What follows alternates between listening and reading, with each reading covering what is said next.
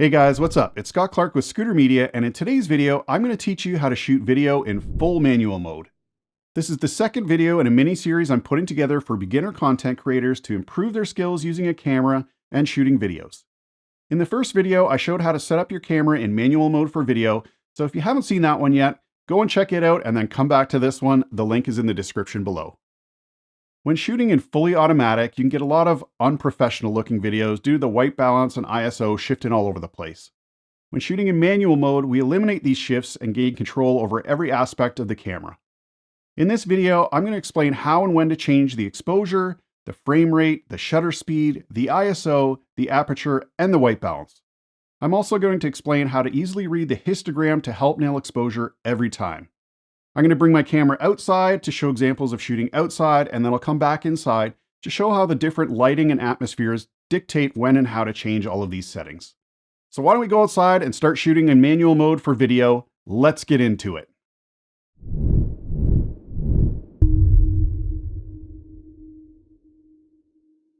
All right, we've made it back outside. Let's get into shooting with our camera in manual.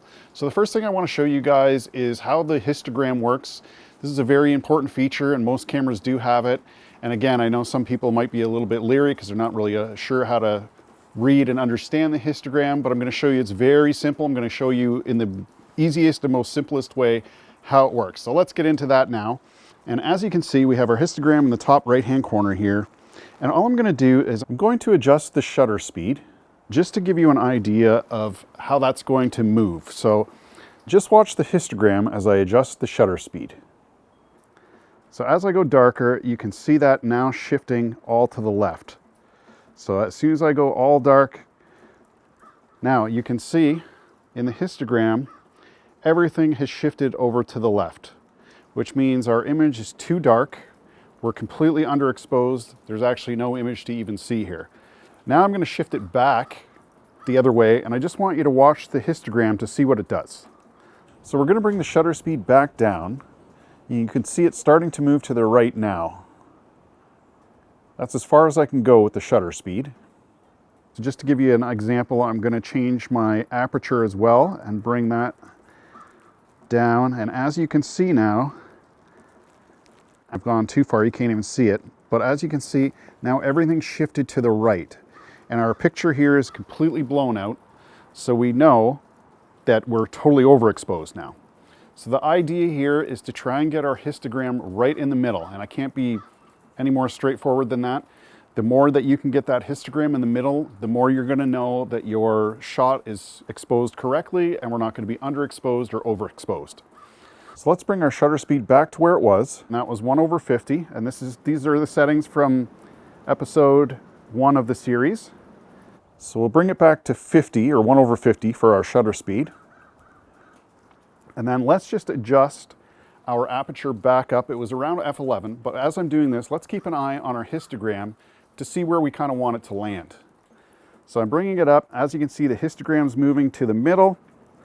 I would say f13 in this case. We've got our thing at 50. f13 is our aperture. Our histogram looks like it's exactly in the middle. This is where I would shoot this to be safe. I would consider this to be the perfect exposure. We're not underexposed, we're not overexposed. This would be where I would shoot this image. And as a matter of fact, let's just roll on that just to kind of give you an idea of what it looks like.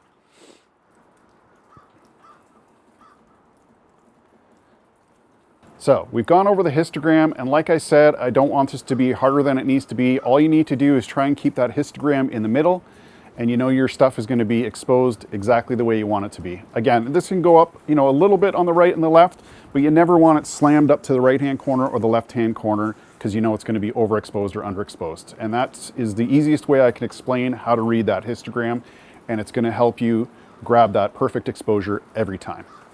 The next thing I want to do is just kind of show you examples of when and how these things work together and when and how to adjust.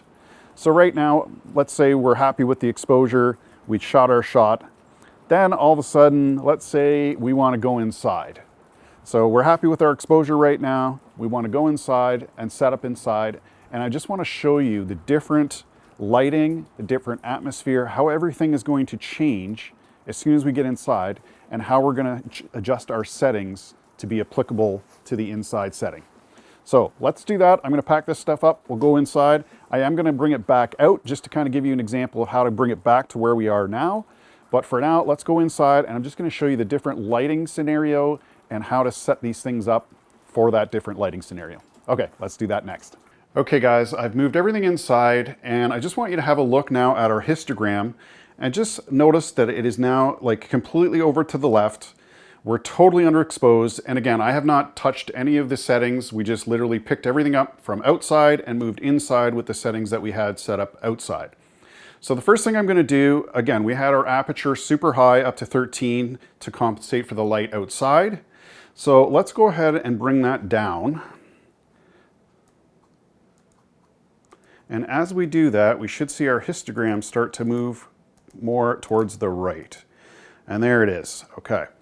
So as you can see, we start to see a little bit of an image. Our image is, first of all, out of focus. So the first thing I'm going to do, again, in the last video, we put our focus into manual. So I'm just going to show you 2 quick ways to get this into focus manually. Over on the very right-hand side of our camera here, we have a magnifier. And what that's going to do, it's going to punch in. So let's go and hit that once. And then we're going to turn the dial on our focus ring to get it in focus. Now again, we can hit that one more time. So in the screen here, we can see the lettering. If I punch back out again, we can see that we're focused on the lettering. Now let's punch it back in.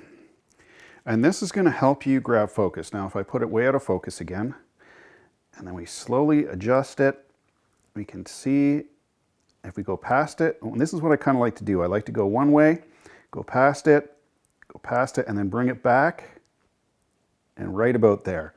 Now again, if we come back out, now we can see our little action figure there in the table is in focus. But you can see that our histogram is kind of punched over to the left again. So what we want to do is we want to add a little bit more light. And to do that, we're just going to bump up our ISO. So we've got our shutter speed still at 50. We've now moved our aperture down to 1.8, which is as low as this lens can go. Our ISO is as low as it can go. So in order for us to make this brighter, we want to raise this ISO up a little bit. So let's go ahead and we'll hit our ISO button.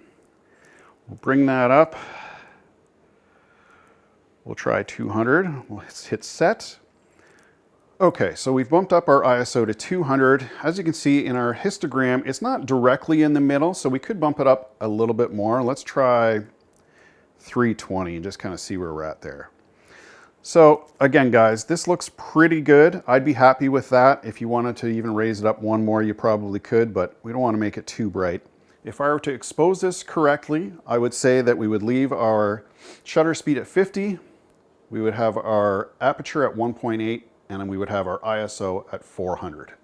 And I think this looks good. Now the only thing we haven't touched on is that when we came inside from outside, the lighting outside was very white due to the snow and the brightness and everything. When we come in here, we're now dealing with more of an orange light. So our white balance is going to be changed.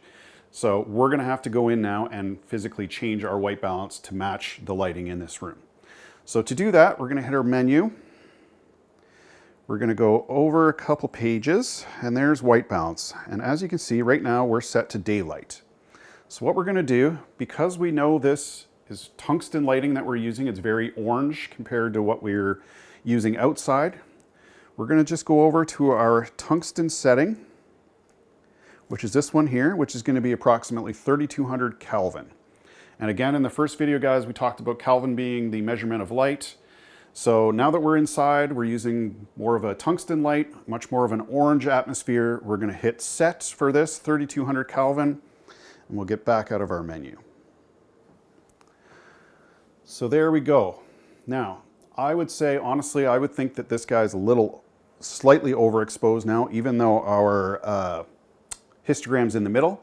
So I'm actually going to bring the ISO down just one setting. So we'll go from 400 to 320. We'll hit set, and I am pretty happy with that. So guys, we've basically changed our aperture. We brought it down to its lowest, which is 1.8, which allows more light into the lens or into the sensor. And then we've raised up our ISO slightly because we wanted to brighten our image. And then we've also changed our white balance to match the scene. So basically we've changed all the settings we need to change now for our image to look as good as it should.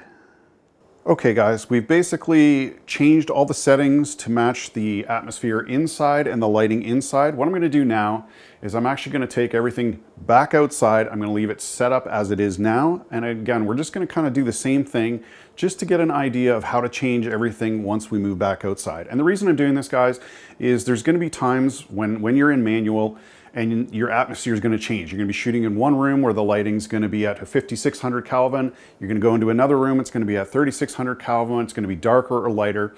And what you need to be able to do is adapt and adjust to those different settings and different lighting situations. Okay, we're back outside again, and I just again want you to have a look at our screen and our histogram. So again, the settings were the same as we left them inside. Now we're outside. Obviously it's a lot brighter. Now we're completely overexposed, and as you can see, our histogram is now pushed completely over to the right. So what we're going to do is we want to make sure that our ISO is always as low as it can go for our exposure. So the first thing I'm going to do is I'm going to lower our ISO. So right now we're at 320. We know the lowest we can go is 100. So let's do that first. And now we start to see a little bit of Mr. Jim Morrison out here. We've lowered our ISO back down to 100, which is as low as it'll go. The next thing we have to do is we have to find a way to lower the amount of light coming in because obviously our image is overexposed right now. So again, to do that, we're going to have to raise our aperture because that's kind of the only thing we can do to compensate for that light. So to do that, we're going to just raise this up. You can see him starting to come in there and get exposed a little bit better. Now, this is going to be a tougher one to expose because we've got such a bright light surrounding him, and we're kind of covered here.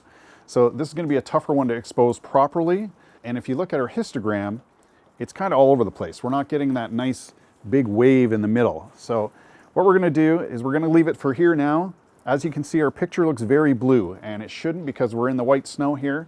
So remember when we went inside, we had to switch our white balance to match the tungsten lighting inside. Well, now we're back outside where everything's white and bright. So what we're going to do is we're going to go back in, we're going to change our white balance to 5200 Kelvin again, which was the daylight setting. So to do that, we're going to hit our menu. We're going to go, oh, we're on white balance. We'll just go back to 5200 Kelvin, hit menu to get out of there. Okay, and now we've got our white balance set for the proper lighting outside here. So I think if we look at our image, if we really wanted to see Jim Morrison a little bit better than we do right now, I think we have to actually bump up our image. So what I'm going to do is I'm going to back off on the aperture a little bit and just kind of see where I think he's kind of going to be exposed properly. So I would say right about there would probably be where we want to set our exposure. And as you can see, because of the settings we're in right now, the background is kind of blown out, but there's not a whole lot we can do about that right now. It's just because the background is so bright and our little, action figure here is kind of in the darkness, but this is kind of where I would say this one is properly exposed. And if you look at our histogram, we've kind of got two spikes on each side, and then we've kind of got nothing in the middle, where usually it's the opposite. We've got more in the middle. But again, guys, that's just because we've got, our action figure showing on the left-hand side here, and all the brightness surrounding him is on the right. And that's kind of why we've got that scoop in there. But I would say he's properly exposed right about here. I would be happy leaving it like this. A few other things I want to touch on, guys. One thing you've noticed is that I haven't touched the shutter speed. And there's a reason for that. We talked about that in the first video a little bit, that in order to get the proper motion blur, you want to double your frame rate. So again, we're shooting at 24 frames a second. This camera doesn't have 1/48 or 48, so we're just going with 1/50 or 50 for our shutter balance, or for our shutter speed, sorry. And I just want to point that out. The only time you would necessarily change this is, let's say you wanted to shoot something in slow motion and you wanted to bump up your frame rate to 60 frames a second. Well, in order to follow the 180-degree shutter rule, you would change your frame rate to 60, and then you would have to bump up the shutter speed to 120, and if it doesn't have 120, to 125, or 1/125. So just for an example, I'll show you how we would do that. So we'll go into the menu here. We're going to go back to our movie record size, and as you can see, we're at 1920 by 1080 24. So in this case, again, we're using a slightly older camera. And I didn't really touch on this in the first video, but the only reason I'm using this older camera to show you guys the menus and stuff like that is because most beginners are not going to have a Canon R6 like I'm shooting on right here. They're going to have a Rebel or, you know, some sort of an older Sony camera, Fuji, it doesn't matter what brand name. But the only reason I'm using this is because it's going to be more realistic to the beginners starting out with cameras and, you know, using something along the lines of this 60D or a Rebel series or something along that line. So that's the only reason why I'm using this. And as you can see, you know, in this camera, again, it does not have 4K. And in order to get 60 frames a second, we actually have to drop down to 720. But that's okay, because again, we're just using this as an example. We've got it set to 60 frames a second. We're going to jump back out of this menu. And then we need to jump our shutter speed up to 125. And by doing that, now we have the correct shutter speed, but I don't know if you've noticed, we've lost a little bit of light. And this is something that you have to get used to when shooting slow motion, is that as soon as you bump that frame rate up and then the shutter speed needs to change, you're going to lose a little bit of light. So you're going to have to compensate for that somewhere else. In this case, we could bump up the ISO or we could bump up the aperture. But for me personally, I always like to see as much of the shallow depth of field as possible. So in this case, to get that, I'm going to back off on our aperture a little bit. And that's going to make that background even more blurry. We've now got everything set up in slow motion. So if we were to record right now, I'd say he's exposed properly. We've set every setting properly to expose for that higher frame rate and higher shutter speed. I mentioned earlier that I normally would never change the shutter speed unless I'm changing the frame rate, and that is true. I don't personally ever touch this. However, there are certain scenarios where you might not have a choice. So let's say we want to shoot out here in this beautiful bright day. We want to keep our aperture low to get that shallow depth of field, and the only other way to bring that light down is to crank the shutter speed. But by doing that, we're losing that motion blur that I mentioned in the first video, where by setting our shutter speed at double our frame rate, we get the right amount of motion blur. So what's going to happen is if we crank that shutter speed, it's going to give us the correct exposure we want. However, the movement is going to be a little bit jittery. If we use our dial on the top and just start cranking this up, you can see our image starts to come in. You can see our histogram start moving towards the middle. And there you go. We're at 4,000, which is as high as this camera can go. And, you know, worst case scenario, you could do this if you wanted to, you know, try and keep that shallow depth of field and expose properly. So again, guys, me personally, I don't ever change my shutter speed. It's always double the frame rate. The only time I change it is if I'm changing the frame rate. But again, worst case scenario, you could crank it up just to get the proper exposure. So to kind of summarize what we've done here today and how to change these settings, basically our frame rate is going to stay the same unless you're changing to a higher frame rate to shoot slow motion. So if you're shooting in 24 frames a second, you're going to want to leave it in 24 for the whole video. You don't want to go from 24 to 30 and back and forth. If you're shooting in 30, just leave it in 30 for the whole video.